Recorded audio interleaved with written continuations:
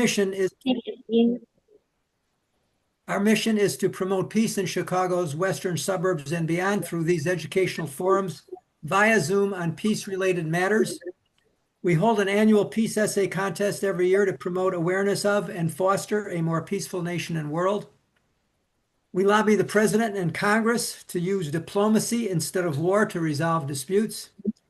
We also use social media and print electronic journalism to promote ending current wars and to spread our message of peace nation and worldwide. Membership in the coalition is just $15 a year. We encourage you to join. Membership forms may be found at our website, faithpeace.org. That's faithpeace.org. Okay, tonight we have a very difficult and troubling subject. And I've been following U.S. foreign affairs for the past 74 years.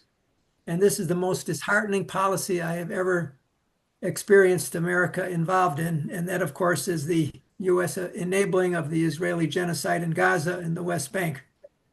The title tonight is "We Cannot Say We Did Not Know: Reckoning with War Crimes, Human Rights Violations, and Genocide as the U.S. partners with Israel in war against Palestinians in Gaza and the West Bank."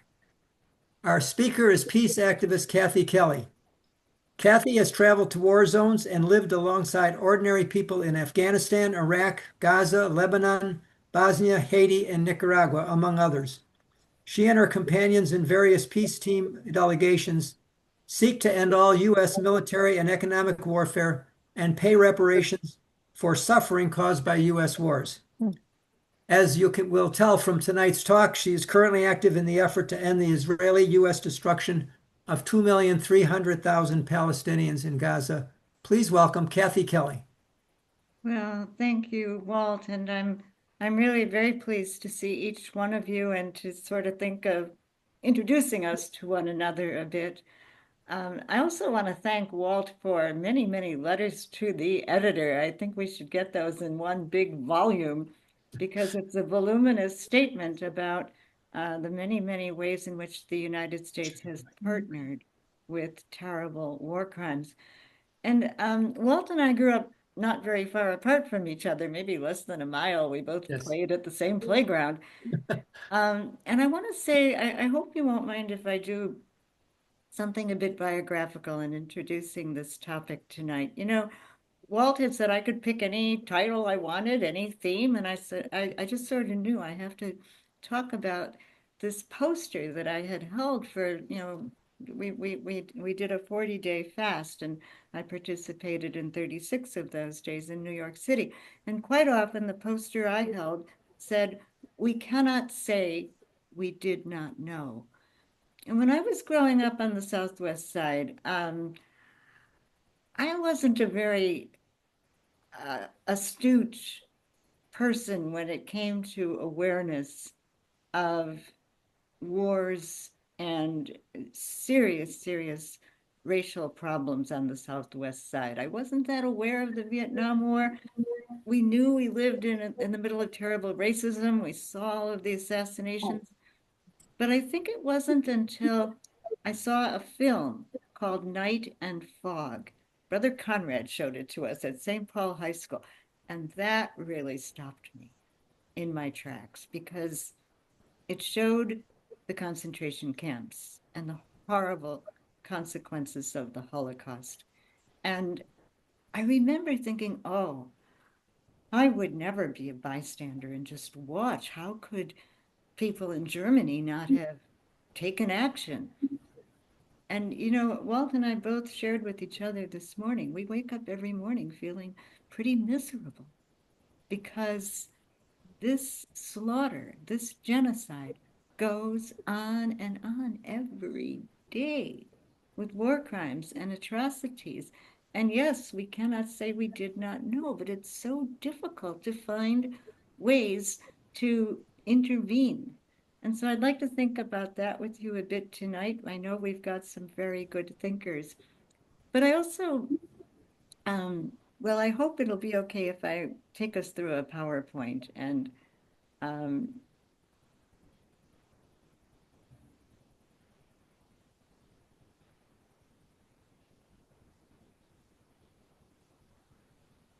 Oops, why isn't it at the beginning?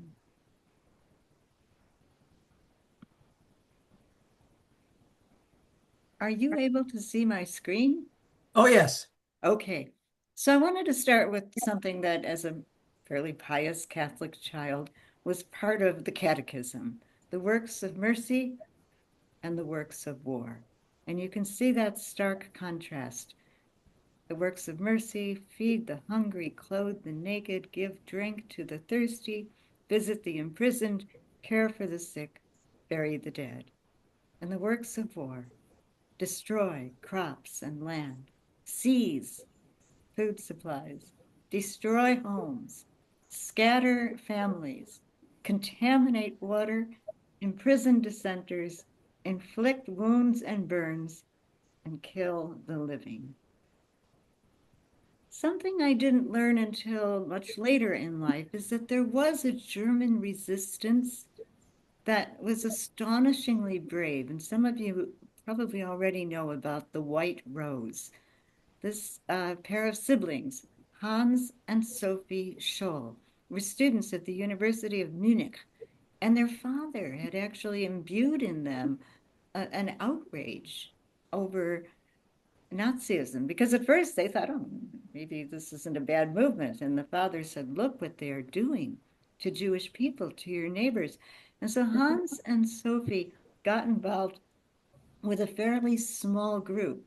And what they did was go out and spray paint messages in the middle of the night. Very risky thing to do, on walls condemning the Nazis. And then they distributed flyers, and each flyer labeled all the horrible things the Nazis were doing, and they managed to put them in briefcases and mail them and distribute them. But again, this was so risky.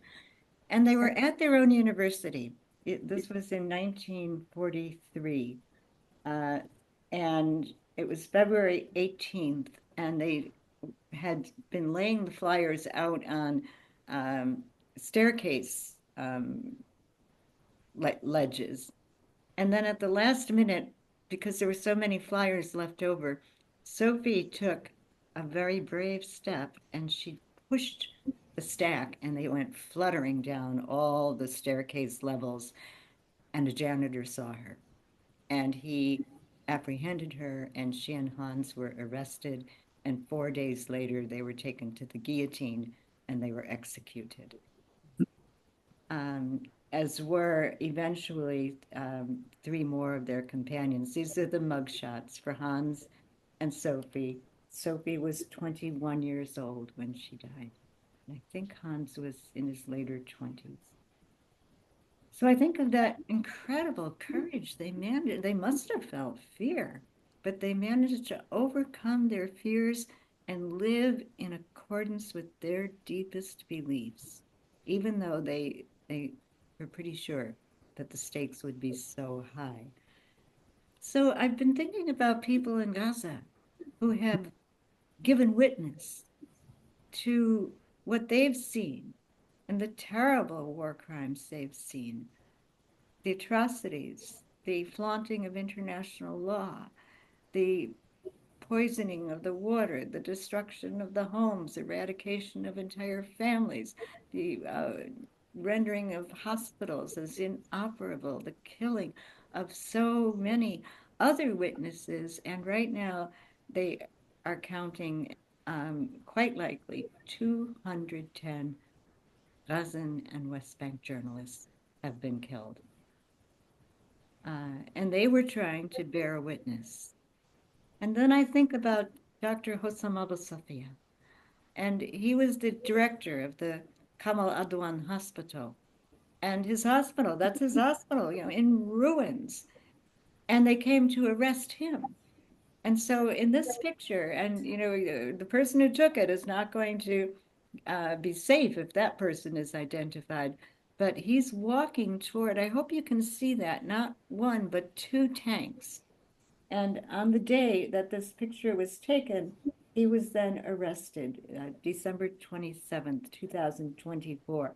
And pretty soon it will be 7 months that he has been held in prison. He's been tortured. Uh, has lost a great deal of weight. His loved ones are very fearful for his health and say that sometimes he only gets 2 spoonfuls of rice a day. He's been held under very demeaning circumstances. And in this photo, David Solnit has applied his art to saying, "Free Dr. Abu Safia," and all of Gaza's healthcare workers. And these are the people who could bear witness to the crimes being committed. And Dr.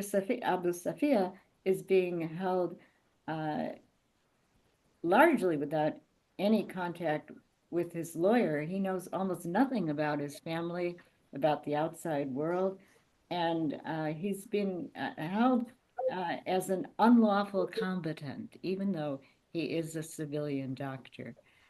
Um, and one of the other posters that David Solnit has made clarifies that they go in front of hospitals with these, if we were in Gaza, this hospital would be rubble. So if we think about the various hospitals that, we're so familiar with, I was born at Mercy Hospital in Chicago. Many of you go to Northwestern or Del Nor, or, but imagine if it was rubble and the directors of the hospitals were being assassinated. I think of the family, the Al-Najjar family. The mother and the father were both doctors, and they took turns, and he was home with the kids and getting ready to go back for his shift, and the Israelis killed their 9 children. There was one child who survived, and then the husband, Hamal al-Najjar, died of his wounds. And she was working at the hospital in the pediatrics ward when her 9 burnt and charred children were brought to her. So there seems to be a tremendous desire to punish the healthcare workers, punish the journalists. This is Hossam Shabat, who was working for Al Jazeera and was killed. And this is another young witness. This is a little 12-year-old. And he was walking with his father in Gaza, and he and his father witnessed round after round of gunfire being shot into the heads and the torsos of ambulance rescue crew workers. It was a clear atrocity, a war crime. And he was, just not even, they were right at the scene. And so he and his father were arrested. And then uh, he was out on the waterfront, and an Israeli gunboat assassinated this 12-year-old on May 9th, presumably because he was a witness and he was being questioned. So the tactics are utterly frightening. And of course, now, as people who are desperate for food get lured to Gaza Humanitarian Foundation sites where Israeli military and US contractors have kind of edged out the United Nations Relief and Works Assistance programs. They've edged out the uh, NGOs that know how to distribute food, and particularly UN organizations. And when the people have come to these sites, um, sure, commotion happens, but people have been gunned down mercilessly as they're hoping to get water, as they're sometimes now falling over with exhaustion. And the same is true of the hospital workers because they've had so few nutrients. They're hungry, and people are starting to collapse. And that's what happens as famines become more advanced. So I just wanted to share with you some of the etchings my friend Dave Martin has done. They're very, very sensitive. Now, there certainly are efforts to break the siege. Cassandra Dixon is with us, and she was part of one of the first efforts, the Conscience ship, to go into Gaza.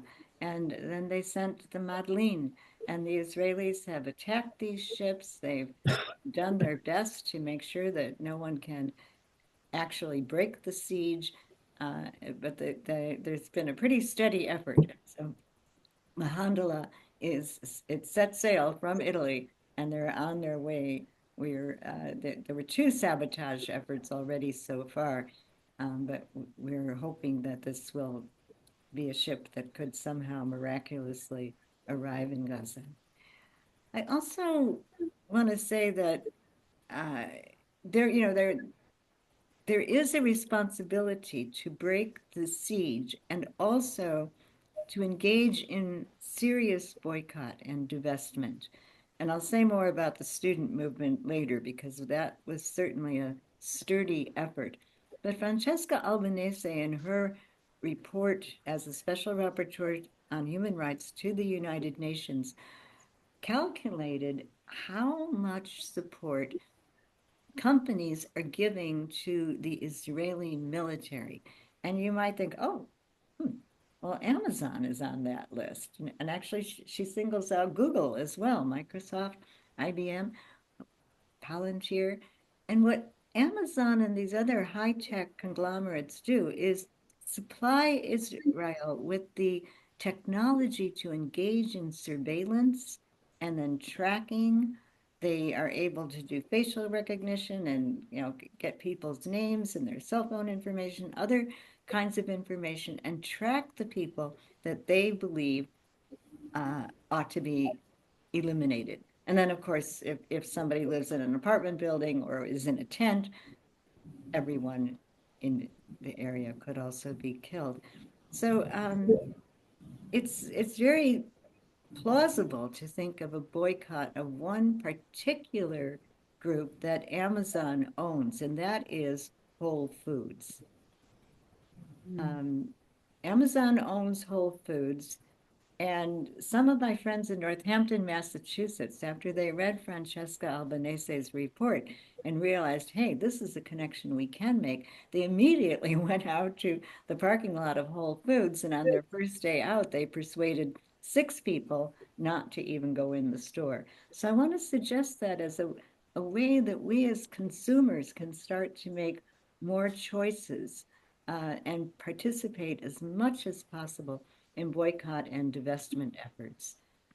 Um, I also want to say that accompaniment is so, so, so important. And this is Cassandra Dixon with a family that she knows well. She's got people who I'm sure find that her visits are a lifeline for them because she connects them with other people. She writes, she documents. She herself suffered a concussion when she was hit by a settler who was carrying a heavy bat. And so Cassandra knows of what she speaks with regard to trying to be a part of unarmed civilian protection. And so I've asked Cassandra to speak with us after I could just go through a few more slides. So Cassandra, thank you for joining us. This little girl wanted to be a princess when she grew up, Hind Rajab. And she also is a martyr, someone who was killed by US weapons the last hours of her life. Must have been incredibly frightening.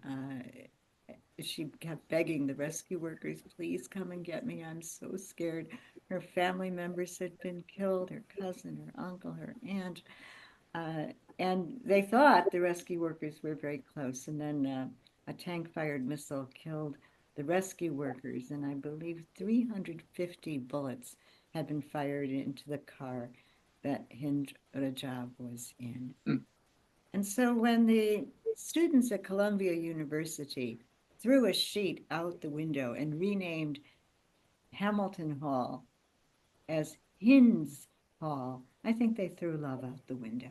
They threw love out that window. And the student movement tried hard to say to their universities, look, we want to know how much of our tuition, how much of your endowments is going to hedge funds that support military contractors, including those that are part of what's happening in Israel, which has now been labeled by a genocide by very reliable scholars and organizations. And those students have been shut down in many ways with many threats, but that doesn't mean that they're down and out. So I hope we can keep our eye on student movements. And I also think that this cartoon actually shows an apt caricature. Whoops, I went ahead of myself. Of the merchants of death, of the people who make enormous profits by selling the weapons and prolonging and exacerbating the war. And this cartoon was actually first appeared in a Russian publication. And the title of the cartoon was At Some American Restaurants, the only customer is the military.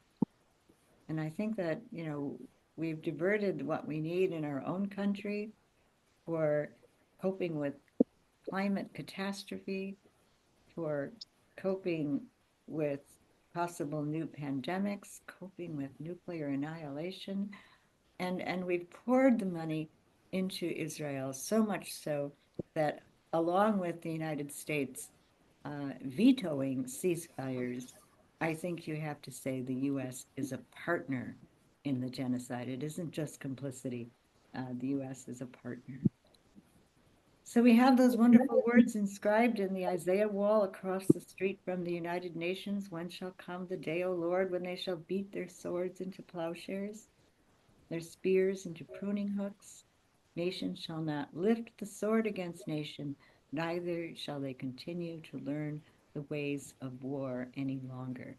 And I think now, to give teeth to those notions, we have to engage in boycott, divestment, and insisting in whatever ways we can that the nations of the world not side with the United States and Israel, but find ways to stop all trade with Israel, stop all weapons shipments. And this is what the Hague Group, 12 countries have signed on to it, envisions, but it's going to take a huge push from people all around the world. My friend Sally Latch drew this following her awareness of the bombing of Lebanon in 2006. And, I think in a way, the outraged woman holding a bloodied corpse, seeing the staggering destruction, is somehow stronger than the warplanes in the background dropping the bombs. So, thank you for listening to all of that with me.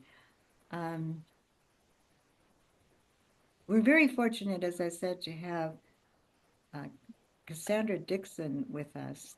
And I'm also very glad to know that Chuck Lederman could join us. He is part of World Beyond War Illinois chapter. And, I know every person on this call has been thinking about these issues and agonizing, really. And Chuck had an idea, which I hope we can explore as we move into the next half hour. So, Walt, again, I want to thank you for your hospitality and welcoming me. And Cassandra, could I introduce you? Cassandra has a house of hospitality very near to a prison in Oxford, Wisconsin. And for decades, she has offered hospitality to people who are going to the prison to visit loved ones, and there's no place to stay in the immediate vicinity. Oh. She works as a carpenter to support her household. She's a proud mother of wonderful kids, two wonderful kids, but she has also, I think, become family to people in the region of it's called Masafariyata, and it's a place where Bedouin villagers have for a long time tried to care for their livestock and live simply and share resources. They're pretty emblematic of what might be a better way of living, but they're also very much under attack. So, Cassandra, could you unmute yourself and welcome? Sure. It's so great to. Oh, Cassandra, I'm not hearing you. Oh, maybe I'm quiet. It's wonderful to see you. Good. Is that better? Yeah, speak up. Okay. All right. Use my big girl right here. Yeah. So this is a really falling down Oh, we lost you. Cassandra, we're not hearing you. I don't know what to do about that because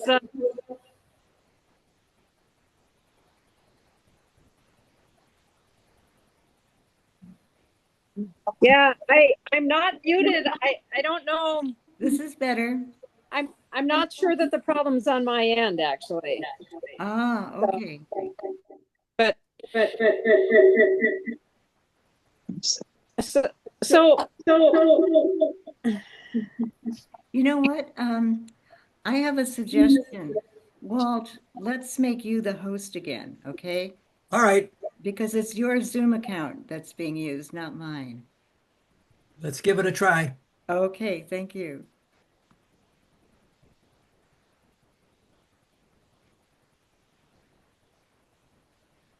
Okay, I hope this works better. I hope so. There's All right, I am the host now.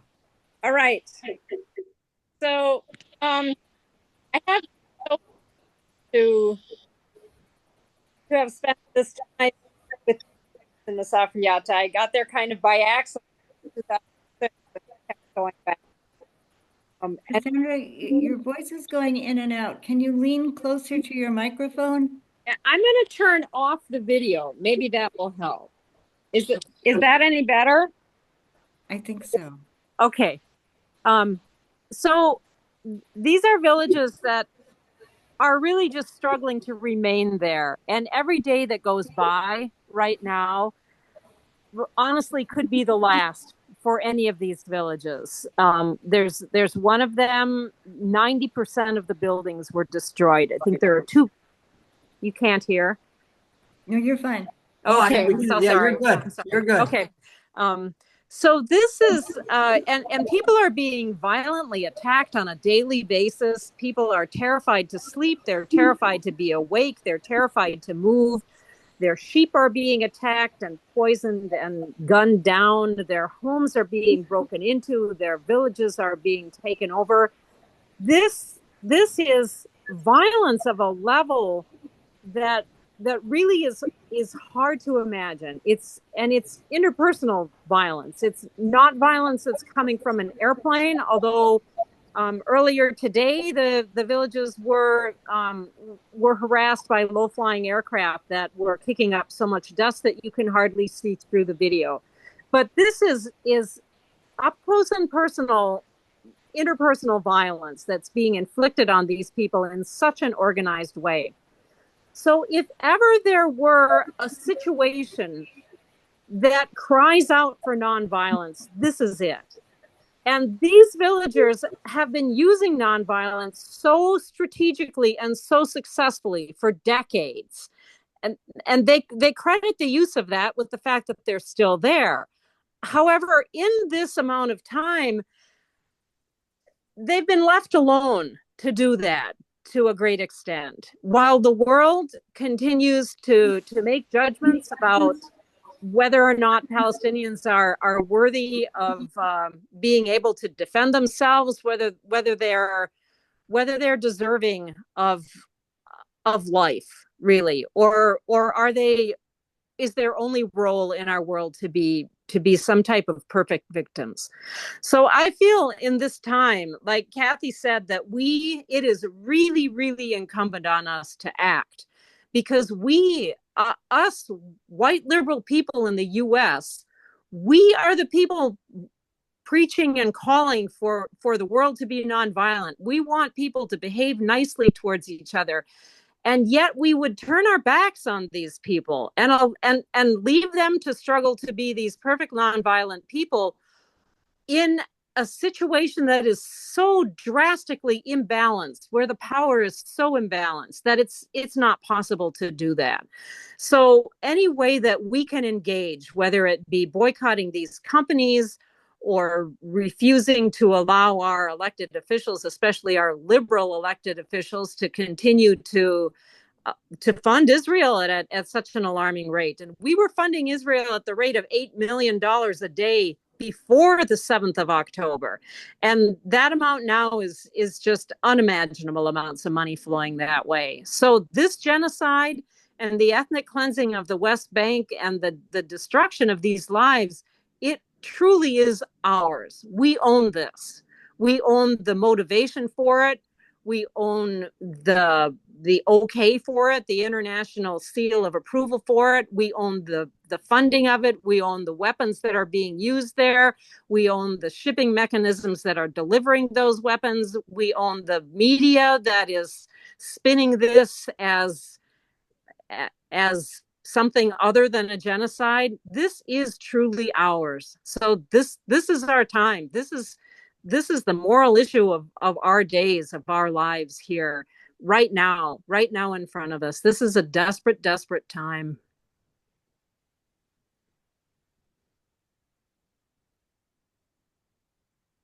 I don't want to run on forever. Honestly, I begin to talk and there's no off switch. So One thing I mentioned to Kathy before we started is that I encounter people almost every day who either know nothing about the genocide going on in Gaza because mainstream media has pretty well censored it, or they believe that Israel is doing the right thing, that all the blame is Hamas, that Israel was a very peaceful people that were suddenly attacked on October 7th, and yeah, whatever Israel does is strictly self-defense. So my personal mission is to confront every person I come into contact with that expresses that view, and I do it calmly and I think methodically, and I refuse to let somebody get away with not admitting that what's going on is a U.S. enabled genocide, and I will refuse to allow them to say that all of Israel's actions are self-defense. So that's just one little thing I try to do on a daily basis, and I come across a lot of people that I can engage in, and some of the outcomes have been positive. that's good. That is definitely the work that lies in front of us, is to unwind this narrative, this Zionist narrative that has had 75 years of building this and then some. So it is on us to shed some light on this, to bring some truth. I mean, the fact of the matter is that Israel has no right to defend itself in Gaza, just like an armed thug has no right to self-defense inside your house if they break in. That's what they're doing. Yeah. Well, there's one person that, and another thing is nobody in Congress or in the administration or in the media will admit that Israel has nuclear weapons. And finally, that kind of broke open last week when Marjorie Taylor Greene, got on the floor and said, "Look, they've got nuclear weapons. Let's quit kidding ourselves and let's pull back $500 million from the defense budget to recognize the fact that we should not be giving them any weapons. In fact, it's illegal under U.S. law to supply any weapons to a nation that's violating nuclear weapons standards." Yeah. It's illegal to supply any weapons to a nation that's using them to attack civilians too. But those efforts to enforce those laws, that Leahy law, is it is definitely we need to keep at this. We need to keep at it 24/7, because it's not going to go away by poking at it. And it's the situation is just beyond dire, really. And the double standard, I mean, how quickly the nations of the world imposed sanctions on Russia, said we have to isolate Russia, we are all threatened, and then they continue to arm Israel with, not only weapons, but also fuel and the component parts for weapon systems. And, there are some who've made statements, but they don't, they talk the talk, but they don't walk the walk. I thought maybe Ireland would start to seriously challenge Israel by saying that they were going to cut back on trade. And then I found out, in Limerick, Ireland, there's a company that makes very necessary parts for the F-35 planes, and that's a company that's still functioning, and Shannon Airport is being used for transport of weapons and soldiers, and the Irish government doesn't shut that down. So, the intertwining of not only APAC, but also these very high economic deals that Israel has been able to establish with other countries, so that they could punish the other countries if any of those deals get cut off. So you find that like even Colombia, which called the Hague Conference Emergency Summit, the Colombian foreign ministers are not willing to back up their own president and say, yeah, we're going to cut any more coal shipment to Israel. So it's a conundrum, but we can't stop.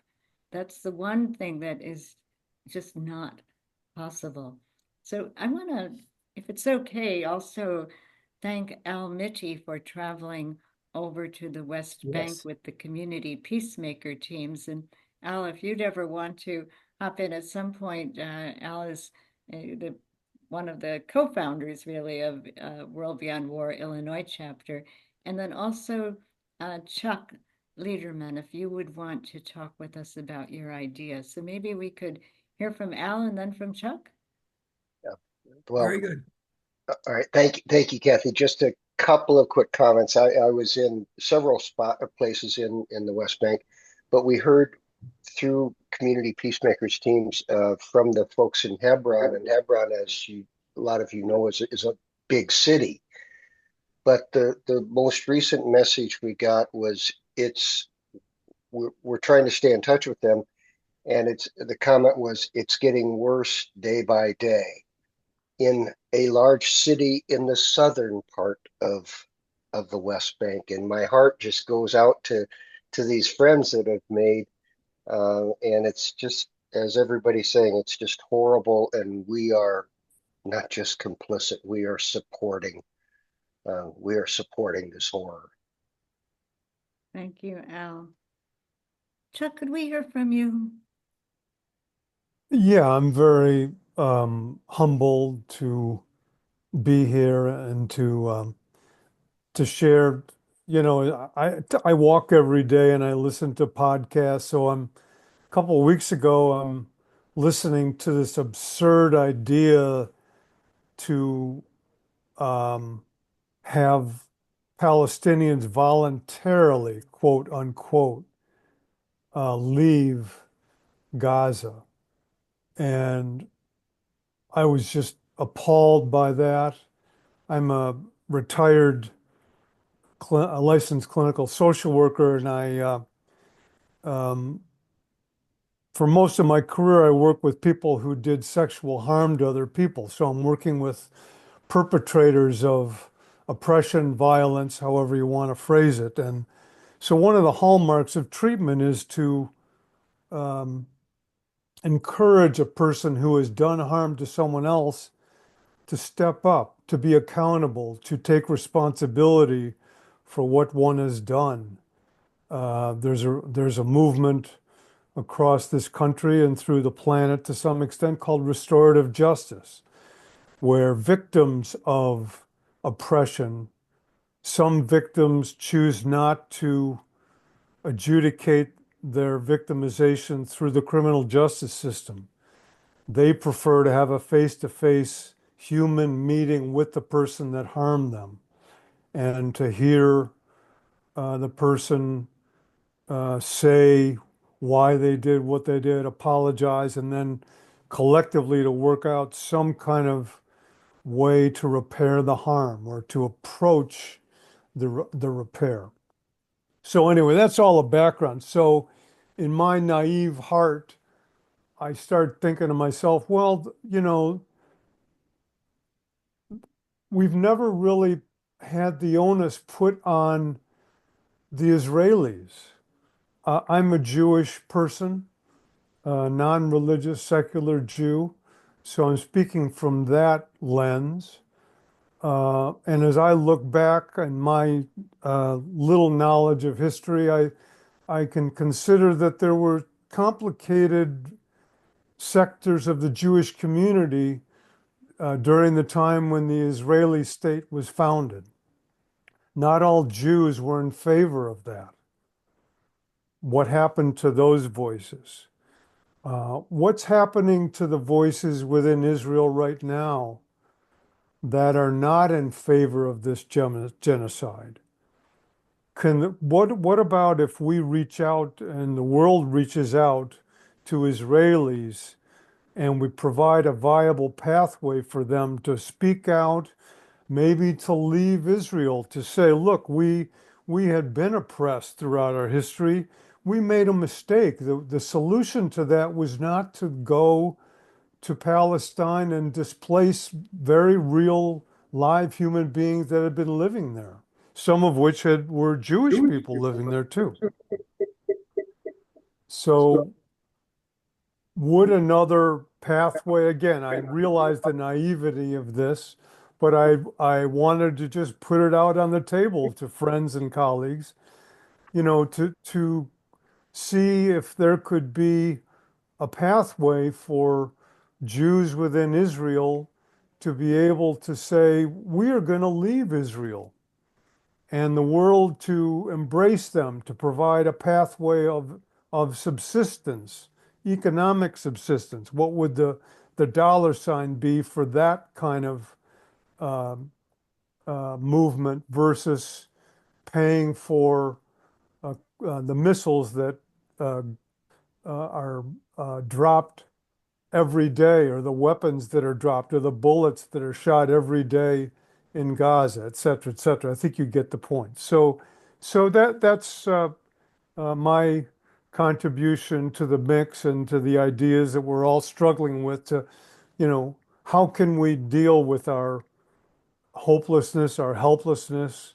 How can we somehow keep alive some kind of solution for people in Gaza to survive? And I'm in my naive heart, I'm afraid that the state of Israel is going to alienate themselves so deeply in the world that they could be an ultimate victim of even a larger form of violence as retribution for this genocide. So in a kind of a little selfish Jewish way, I'm also afraid for the goodness that exists within my people. So anyway, end of speech 202. So Chuck, to build on a comment you made about people, Israelis leaving Israel, I understand, I've heard this from several sources, that upwards of 500,000 Israelis have left Israel.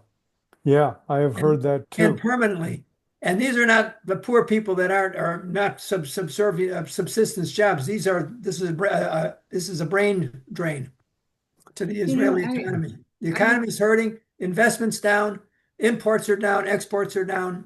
Yeah, how many of us have ever heard such a human being speak? That would be kind of interesting to Yeah. have that perspective out in the public eye so that the public can grapple with that.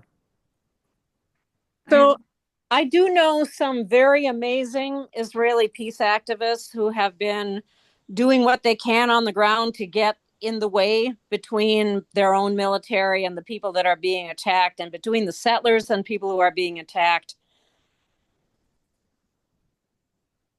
They live in the belly of the beast. It's not for them to leave and drink a cappuccino somewhere else.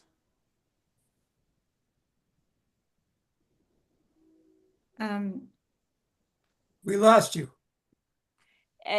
Sorry, I must be Wisconsin just has a cloud over it, I think.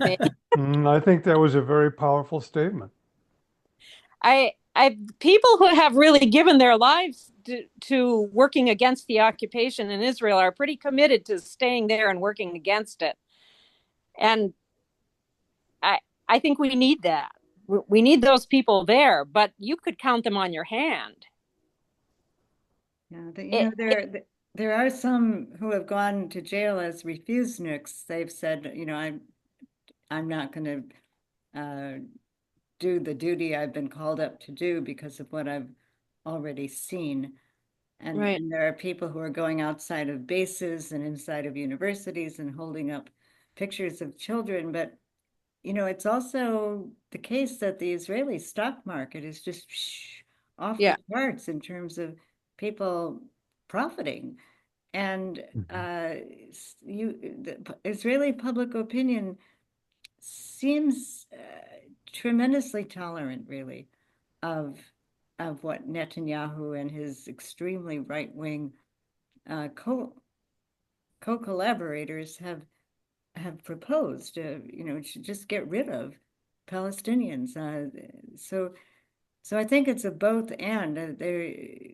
We have to always try to see the humanity of every single person involved. I firmly believe that. But we also have to be quite honest about a genocide happening and the partnership of the United States. Cassandra, could you possibly enter into the chat the link if anyone would like to learn more about the project that you're a part of?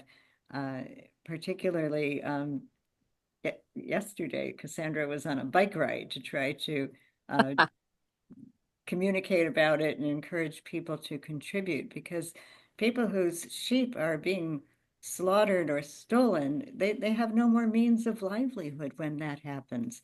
And if the tractor is torched, or if the tents are burned down. There's one area that I've been in touch with for the unarmed civilian protection in Palestine team, closer to Jericho, and 35 families just finally had to give in and flee because of the severity of the attacks. So I'm so much in awe, really, of what Cassandra and others in this team have been doing. And I know that there are Jewish people who go and stay with some of the families to, 24/7 to try to protect them from settler attacks. But the idea of greater Israel is being pushed more and more, an encroachment on other people's security at a time when really, the United Nations should be calling for the right of return of all Palestinians. Right. I think we need to call for it here. We need, we hold so much power here in this country, in this genocide. This genocide would not be happening, and the ethnic cleansing of the West Bank and the apartheid system there would not stand without the support of the U.S., both the economic support and the flow of weapons, and also the political support, which is runs so deep and so long. So I really feel that it's incumbent on us to change minds here. And it seems unbearably slow and impossible, but it has to happen. We have to unwind this narrative that Israel has built. And I think one piece of the way to do that is to engage with people. Like, we are facing a situation here where, like you said, you have these conversations and people either don't know anything, or they're willing to have this knee-jerk reaction of sympathizing with Israel. That's partly because Palestinians have never become human beings to them. Israel has painted them as Arabs successfully. Animals. So these are the black men that you're scared to get in an elevator with. That's the level of lack of humanity that's happening here. And so I think, like, in order to hope for seeing the best, the humanity in other people, we have to demand that the world recognize the humanity of Palestinians. We have to stop accepting that they are presented as either as terrorists or as these perpetual victims who have no path forward. And that's something we can do here. It's not easy. It involves having hard conversations with people that we don't want to have those hard conversations with, but it's absolutely essential if we're going to change this. Because our leaders are not going to do this. The Democratic Party is never going to fix this. They're never going to care.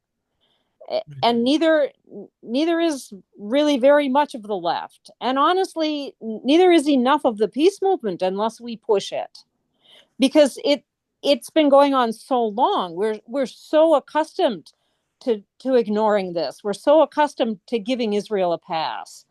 And in order to change that, we have to push through that narrative one person at a time and undo that.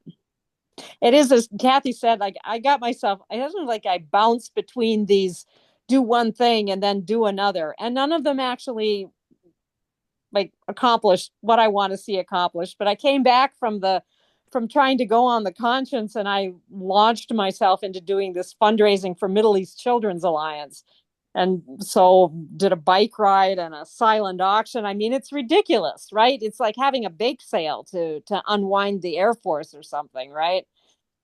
But all of these things are opportunities to talk to people, and that's the piece that absolutely has to happen. I don't see any way around that.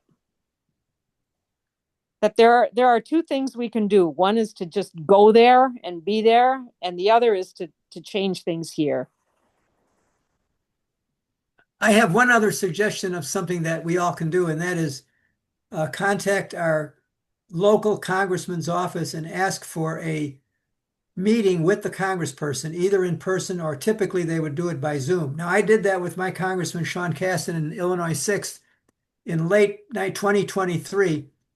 And he started off with happy talk about all his agonizing about what's going on, and he wants to see a Palestinian state.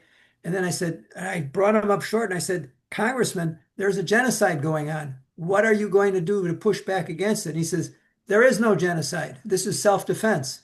So we were completely at opposite sides of the view, but I hammered away at him for about a half hour and politely. And but I'm going to call his office again tomorrow and try to get up a Zoom meeting with him with the West Suburban Peace Coalition. So we have two or three people. We had two or three people on the call. And I think that congressmen are somewhat amenable to having meetings with constituents in that format. Mm-hmm.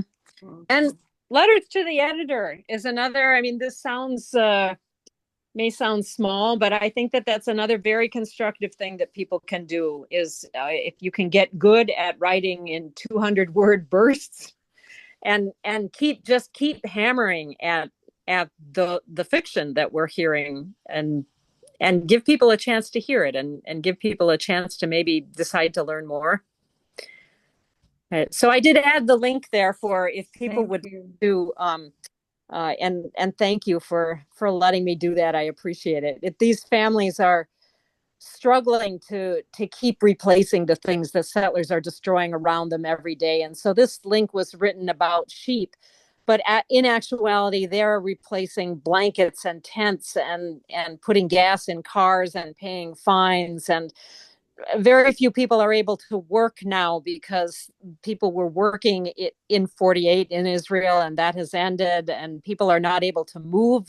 The increase in checkpoints, both the number of them and the constancy of them is incredible, and also the danger at them is incredible. People are just really, really struggling to remain there.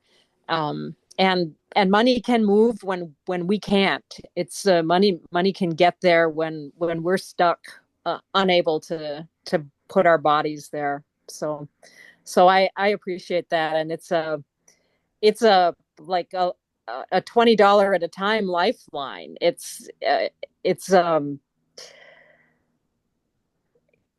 seems incredible to me that people are managing still with a little bit here, a little bit there too. But I have had the experience. I was there earlier this year of being in a place where there used to be a village, like a village that I had been in, that I had eaten food in and slept in and talked to people in, that's gone now, completely gone. And that's. And I talked to a friend today who has been setting up a webinar for somebody from Gaza, and she had talked to him, and he said that today his last friend, and he's in the U.S. and was kind of here when the genocide started, and is, of course, so torn about that. But he said his last friend in Gaza had been killed. So in both places, Palestinians are being destroyed, one person and one sheep and one household and one automobile and one bag of flour at a time, inexorably, just like being ground as if they were seed corn being ground. And It's Cassandra, I just also want to add that there's talk amongst three Arab nations, Jordan, Qatar, and Egypt, of possibly coordinating airdrops of food. But the trucks are there, backed up at the border, at the Rafah border, laden with the food and the supplies that are needed. And these airdrops would be coordinated with the Israeli military. And right. that means that they're going to pick certain hubs where they would decide to, drop the food, and then people can be once again risking their lives to go and try to get it. But I was so glad that the group that I was part of in New York that did the fast today formed a pretty strong contingent, and they went to the Egyptian mission to the UN, and their chant was, "Starving children cannot wait. Open up the Rafah gate." Yes. And so that kind of energy, I think we have to also keep promoting. Um, I realize that we've hit the 8 o'clock time, and I know that these forums are an hour, and I would like to certainly thank every person who has spoken today. Cassandra, I wish you well. You'll be traveling in early August, I believe, right? Yes, I'm going to a wedding. Yeah, well, I Of hope all, the wedding will be safe and I well. hope. And Chuck, thank you for writing to me and for sharing your idea. Al, we wish you well with your travel to Finland, and I know you'll bring with you your heart full of concern for people in Gaza. And to everybody that's on this call, if you have any ideas or if there's any way that I'm sure Cassandra might speak in the future, and I'd be glad to speak with any group. Let's catch courage from one another, and think about Hans and Sophie Scholl and the astonishing fearlessness they managed to muster up so that they could act in accord with what they believed. Kathy, thank you so much for presenting tonight. This has been very inspiring to me, and I'm sure everyone here. As we said before the meeting, we wake up depressed about the situation that just goes on endlessly.